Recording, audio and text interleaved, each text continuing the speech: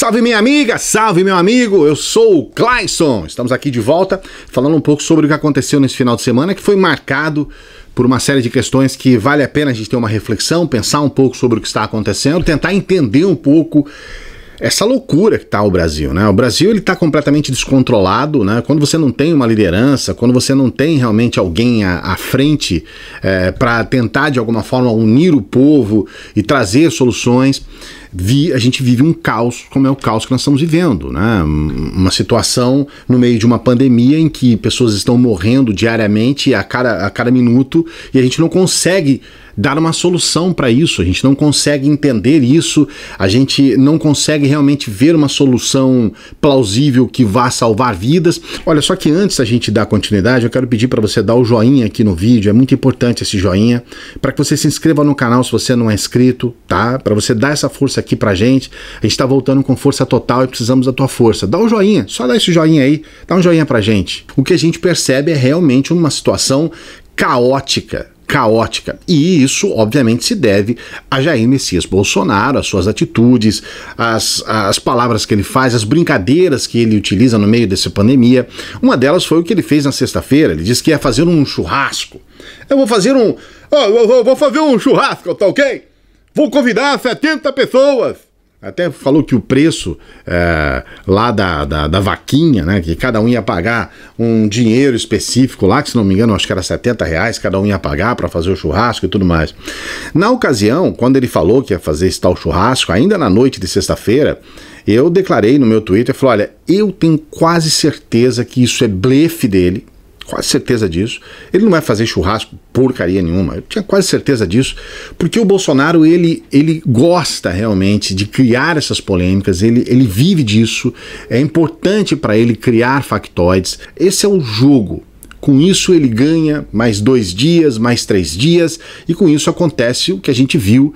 Não houve um churrasco, de fato não teve mesmo, mas a gente viu situações como essa aqui na manhã do outro dia, as pessoas saindo na rua. Vamos que vamos, vamos que vamos! É Bolsonaro, Brasil!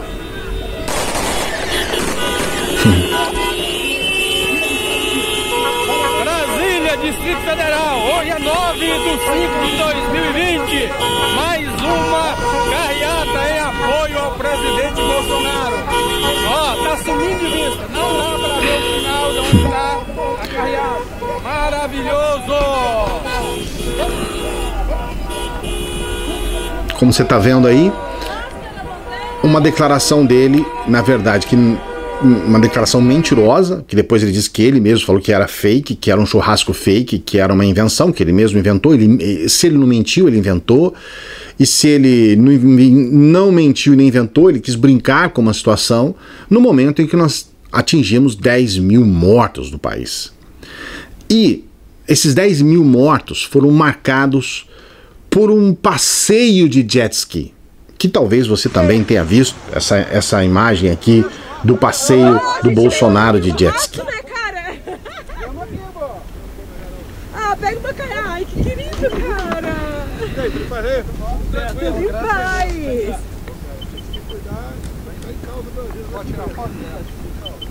Ai, já tô filmando, pode? A gente é da aviação e tá sentindo bastante. Parece claro que o Bolsonaro não consegue compreender, ou ele não quer compreender, qual é o problema com relação a essa pandemia. Porque se você analisar, por exemplo, o número de mortos, que é absurdo, 10 mil mortos, se você fizer uma análise de números absolutos, você vai perceber que, puxa vida, não são 10 mil mortos, mas nós temos uma população de 210 milhões. Então, quer dizer, 10 mil mortos na frente de 210 milhões não é nada. Se você parar para pensar, é 0,0, é uma porcentagem ínfima da população. Então, se você pensar em números absolutos, você vai perceber que realmente não tem o menor problema. Vamos botar para ferver aí, porque é nada essas mortes, né? O problema é que ninguém quer que o seu pai esteja lá no meio desses 10 mil. A sua mãe, alguém que ama, ou mesmo a pessoa em si. Todos nós estamos fazendo esse sacrifício todo para defender estas pessoas que estão no grupo de risco. Por que isso? Porque estas pessoas demandam UTI, demandam respiradores, demandam um atendimento hospitalar que eles não têm quando há um enorme grupo de pessoas que estão contaminadas e ficam nessa situação, nesse estágio. Então, nós estamos fazendo isso para que as pessoas não morram, como, para usar o termo popular, afogados no seco. Porque o grande problema dessa doença é que ela provoca uma inflamação nos pulmões, dentre vários outros problemas, e a pessoa ela passa a não ter mais capacidade de respirar normalmente, ela começa a ter falta de ar, ela precisa de ter um equipamento que respire por ela, entre aspas, por isso o chamado respirador, e aí ainda não há uma garantia de que ela vá viver depois da UTI, mas ela tem talvez uma chance, uma sobrevida. Então, hoje, nós precisamos entender que todos esses argumentos Osmar Terra da vida, entende? Que fica de alguma forma, estão te assustando, porque não tem tanto morto assim, porque não é assim, porque as pessoas que tentam amenizar isso, elas simplesmente desconsideram este problema. Desconsideram que o trabalho está sendo feito para aquela parcela da população que morre se pegar o vírus. Mesmo que essa parcela seja 0,005%, são vidas humanas e nós precisamos, acima de tudo, pensar, ter empatia. Olha que absurdo que eu tô falando, né? Pela vida humana. É tão estranho falar isso, cara, porque isso parece mais do que óbvio, isso parece mais do que evidente. Mas nós estamos numa situação em que as coisas estão sendo invertidas. Só existe um argumento que defende o fim do isolamento, ou a flexibilização do isolamento, que é a questão econômica. Você não vê mais ninguém falando nenhum outro motivo que não seja um motivo econômico para combater o isolamento. É isso. As pessoas, mas vamos morrer de fome, vai quebrar todo mundo, não sei o que, não sei o que. Olha, de fato é verdade que nós vamos ter problemas, já estamos tendo problema financeiro por conta da pandemia, por conta da doença. Não é por conta do isolamento, hein? É por conta da doença. O isolamento é uma consequência da doença. E é importante nós entendermos que o governo entra exatamente nesse ponto. A partir do momento que você não tem condições, que está claro que você não tem condições de romper o isolamento, que você não tem condições de lutar contra algo que não tem medicamento, não tem tratamento, não tem nada, fica a critério do governo, o governo é que dá as condições necessárias para que a gente possa ultrapassar com os menores problemas possíveis.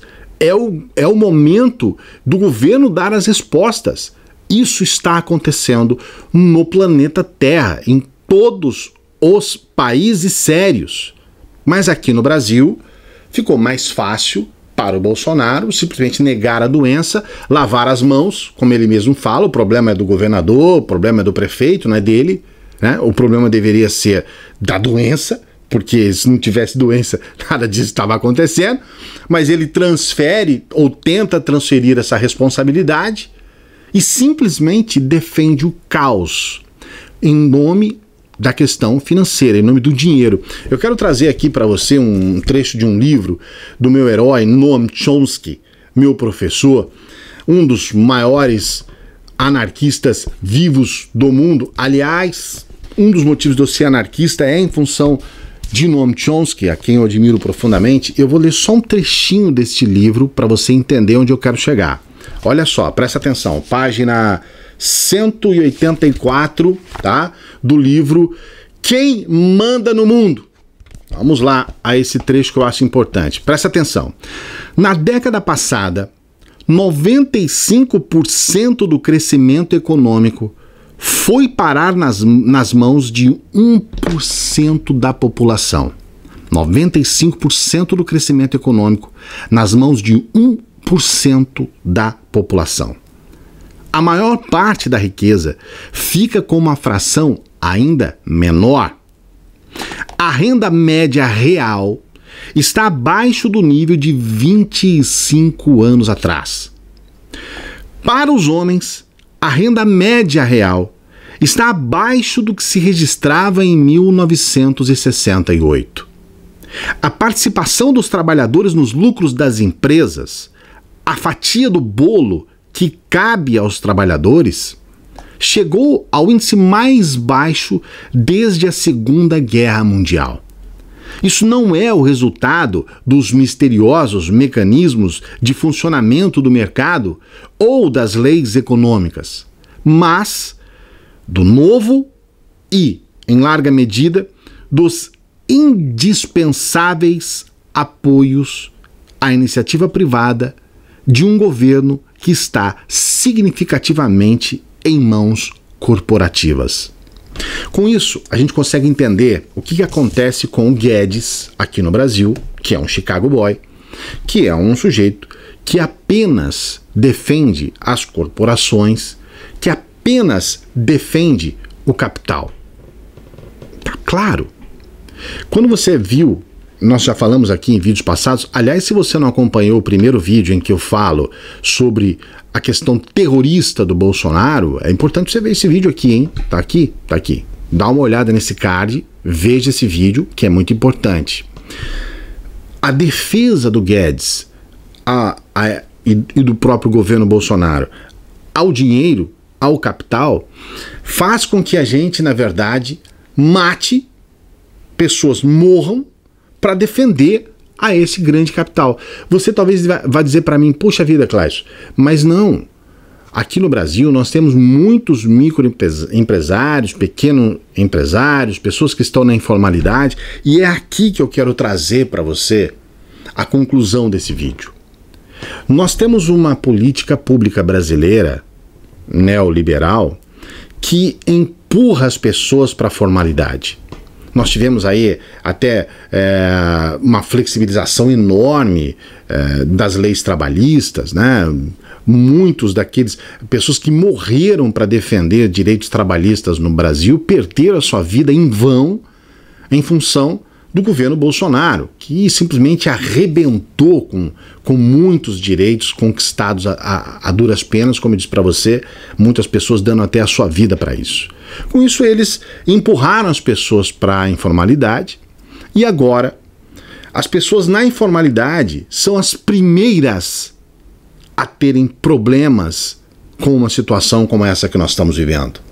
Então, você consegue compreender o nível? Porque, cara, assim, dá para você ver o quanto isso é perverso. Você consegue captar a perversidade disso. Você empurra as pessoas para a informalidade e depois você simplesmente esquece da existência dessas pessoas, porque na informalidade diminui profundamente as obrigações do governo, diminui profundamente as obrigações do grande capital, daqueles que realmente são os que detêm o poder financeiro. Então, nós deveríamos estar agora discutindo, debatendo como que esse grande capital, como que essas pessoas que realmente são as que estão sobrando dinheiro, podem contribuir para que a gente mude a situação tal como ela está.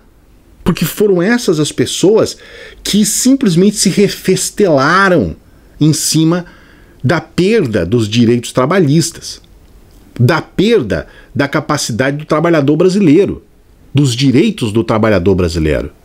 Então, meu amigo, olha o nível de perversidade que a gente se encontra. Não bastasse o governo jogar todo mundo para a informalidade, tirar dessas pessoas os direitos trabalhistas, esse governo agora utiliza estas mesmas pessoas para defender a morte, para defender o desastre que está acontecendo, o caos no nosso país. Eles criaram uma situação, essa situação de total vulnerabilidade do brasileiro, e eles usam, olha você, eles usam essa vulnerabilidade para defender, para continuar defendendo o grande capital.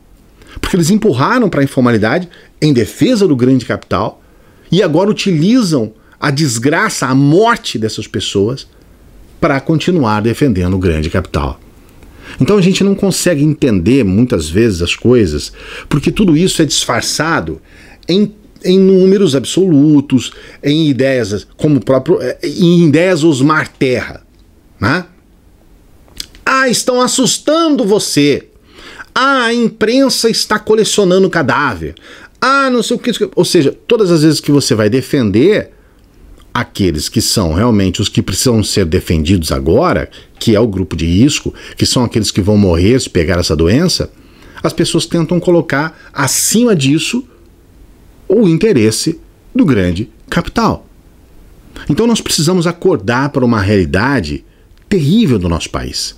Nós temos um governo que governa para 1% da população. O problema é que esse 1% da população detém o poder financeiro do nosso país. Então nós estamos hoje repetindo um discurso e eu fico muito revoltado de ver pessoas que estão em grupo de risco, que estão numa situação de vulnerabilidade, defenderem uma ideia que vai contra eles mesmos. É incrível a quantidade de pessoas, de idosos, por exemplo, que acham que tem que ter flexibilização nessa pandemia, quando nós estamos caminhando, deveríamos caminhar para o lockdown. Ou seja, nós estamos fazendo todo esse esforço, nós estamos entrando em uma situação realmente muito complicada financeiramente para defender vidas humanas que estão vulneráveis e que, em muitos casos, não tem um respaldo, quase que não tem realmente zero, é respaldo zero do governo. Mas o governo quer que essas pessoas morram para defender o grande capital. Então não é uma questão de defesa dos informais. Esses informais já foram abandonados, já faz tempo. Não é agora na pandemia, não. Não é agora. O próprio Guedes falou, nunca precisaram do Estado, nunca pediram nada para o Estado. Claro que não. Como é que vai exigir alguma coisa do Estado na informalidade?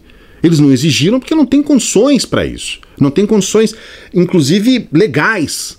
Mas se dessem a eles condições, iriam exigir sim. Então, utilizam esta questão que eu considero baixa, suja, asquerosa, nojenta, que é a defesa do grande capital, para tentar colocar uma narrativa que faz com que as pessoas tenham pensamentos que a gente pode classificar como suicidas, sem a pessoa perceber, sem que a pessoa se dê conta. Essa é a reflexão que eu quero fazer contigo hoje sobre esse final de semana terrível. A única coisa boa que aconteceu nesse final de semana foi um vídeo do Felipe Neto, que eu vou dizer uma coisa para você, assim, um vídeo espetacular, um vídeo maravilhoso, vou deixar até o link aqui, o link do chefe aqui, do vídeo do chefe, que foi uma coisa assim, puxa vida, né? Pô, que maravilha trabalhar para um sujeito desse, né? Porque foi a única coisa realmente, porque o resto foi um teatro dos horrores sem fim. Infelizmente o nosso país caminha para o descalabro total. Dê o joinha no vídeo, se inscreva aqui no canal, esteja junto com a gente, tá bom? É importante que você dê essa força aqui pro canal pra gente continuar nos expressando aqui, tá bom? Grande abraço, até a próxima.